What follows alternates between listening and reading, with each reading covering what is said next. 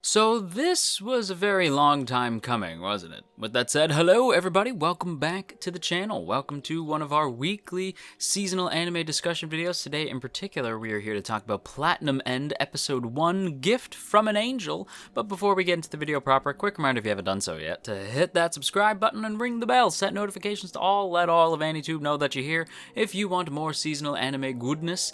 And with that said, let's go ahead and jump right into this first episode of Platinum End.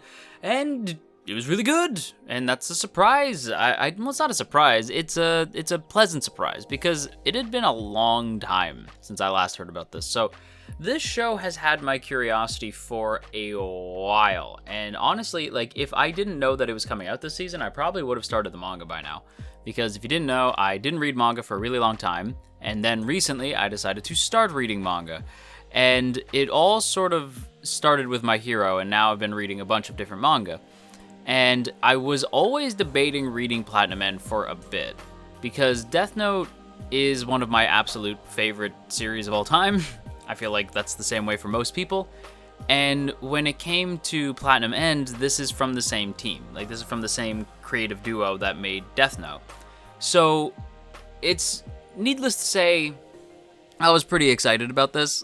Like, I was always sort of curious, and knowing that these two are at the helm is very important. The last thing that the last piece of media of theirs that I had consumed was the Death Note one-shot. Even though I don't really read manga that much, I figured I can read at least a single one-shot chapter, and it was really long. It was a long one-shot, but that chapter is super sick, and it showed me that they still have that same passion and drive, right? Like, they're still really good at telling some really compelling stories.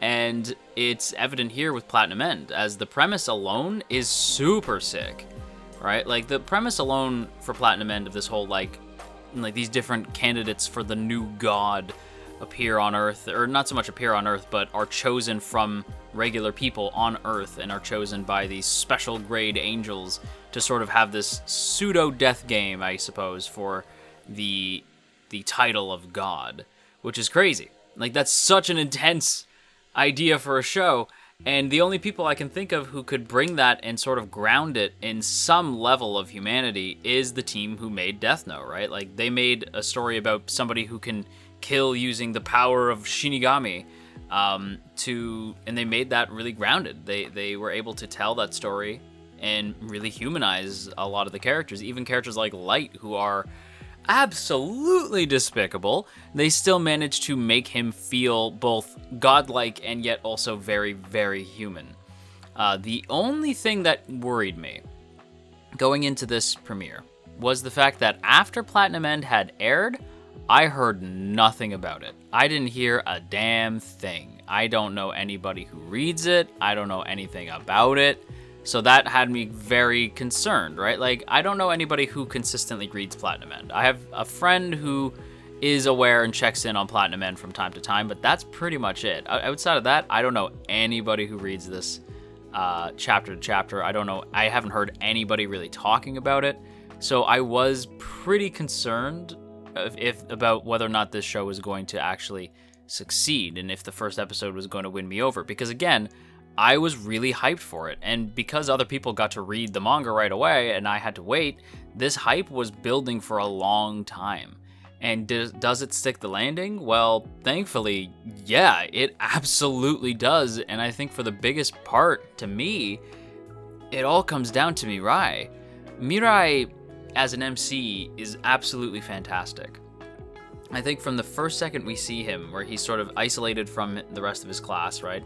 You get this idea that, oh no, he might be generic. Even his design is sort of like, his design is a bit stock, right? Like, he's got long black hair, and he looks like a typical anime, like, loner type character. He actually looks a lot like the dude from Inuyashiki, which is kind of funny. But Mirai starts to sort of show who he is as a person, and we see that when he's at the convenience store and he goes to take the bun. There's no one around. He could have taken it, but he doesn't. He puts it back. Even though he could have very easily stolen it and nobody would have noticed, he ends up putting it right back on the shelf because he feels as though he can't bring himself to do that. And we find out later that he really is that guy. like, he can't bring himself to do certain actions because he feels as though it's something that he just can't do. When he later gets himself some angel powers, he can't bring himself to use the arrow and wings to either steal or manipulate because he's just that good of a person, right? Like, he doesn't want to steal money using the wings to fly super fast, and he doesn't want to use the red arrow to essentially brainwash people because he feels like that's just not right. He is, at his core, a good person. And it's sort of what propels you, right? Like, it makes you want to stick with him. We see him, like, jump, right? Like, when we see him jump, I'm not gonna lie, it surprised me. I thought the angel was gonna show up just before, and I thought maybe he had to die to start the game or something, but no, like, he actually jumps and is caught, and it's a really surprising scene where we first meet Nase. But what kills me is that Mirai says that all he ever really wanted was just to be happy.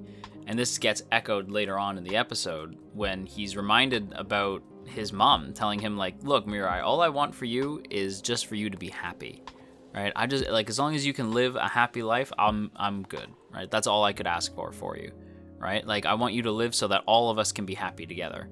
And since his family's not around anymore, he has to now live for the sake of their happiness as well as his own. And that, like, really, like, the fact that he starts the episode just wanting to be happy and not being able to find it, and then realizes that he is alive.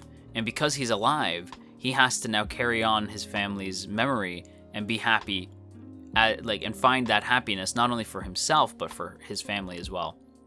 Really powerful scene. And I think the first moment that really hit me the hardest was, like, seeing him, like, fly for the first time, right? Like, when he gets the wings, and they're friggin' huge, by the way. He gets the wings and they're super big. Even he comments like, oh my god, these things are huge. And they're like, oh, don't worry. Like, Nase tells him, like, oh, don't worry. Like, normal people can't see them, and you actually can't bump into things with these wings. Like, they're sort of like translucent almost. Like, they'll just go right through, or transparent. Like, they almost go like right through things, right? So you're not gonna hit anything. So you can use them wherever, which is super sick, right? And I really dig that.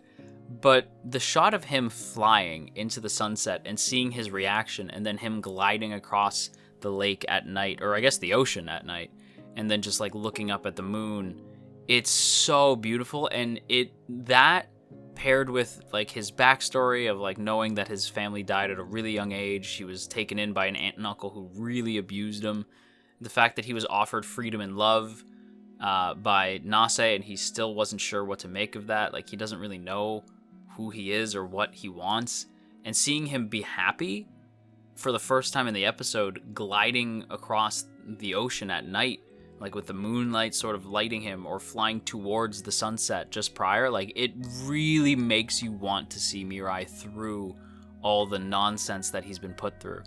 And it's really good. Like, Mirai is just such a good character, and I really do want to see this dude succeed.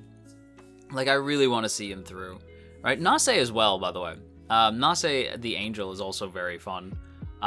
She's a little, or I guess I don't know if they have a gender or not. Do angels have genders? I don't think so. They are, like, very eccentric.